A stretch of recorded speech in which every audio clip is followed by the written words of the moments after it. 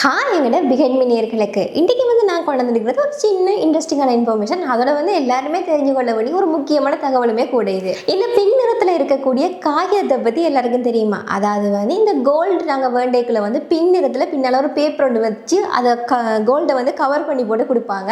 நீங்கள் எல்லாருமே வேண்டியிருப்பீங்க. ஆனால் இப்போ வரைக்கும் யாராவது யோசிச்சிருக்கிறீங்களா இந்த கோல்டுக்கு ஏன் இந்த பின் நிறத்தில் இருக்கக்கூடிய பேப்பரை வச்சு கொடுக்குறாங்க அப்படின்னு சொல்லி?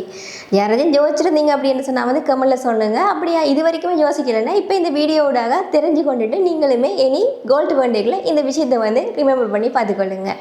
வாங்க வீடியோக்குள்ளே போகலாம். இந்த பின் நிறத்தில் இருக்கக்கூடிய காகிதம் தங்கம், வெள்ளி இப்படியான ஆபரணங்கள் காற்றுலையோ அல்லது ஈரப்பதத்தையோ அல்லது தூசியில் இருந்தோ பாதுகாக்கிறதுக்காக மட்டும் இல்லாமல் நகைகளை சேமித்து வைக்கக்குள்ள அவற்றில் ஏற்படக்கூடிய இந்த கீறல்களை ஏற்படாமல் தடுக்கிறதுக்காகவுமே இந்த காகிதம் நான் பயன்படுத்தப்படுகின்றது.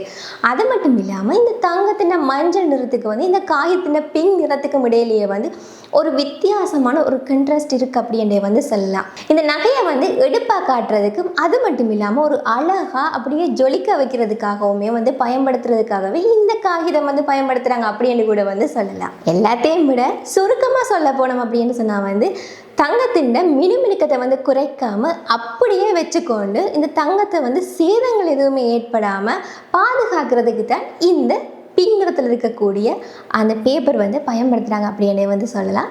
இந்த தகவல் பயனுள்ள தகவலாக இருந்தது அப்படின்னு சொன்னால் எங்களோட பிஎம் தமிழ் ஸ்ரீலங்கா சேனலை ஃபாலோ பண்ணுங்கள். இன்னும் ஒரு வீடியோட உங்களை மீட் பண்ணும் வரைக்குமே உங்களிடம் இந்த விடைபெறும் நான் உங்கள் ராகவி.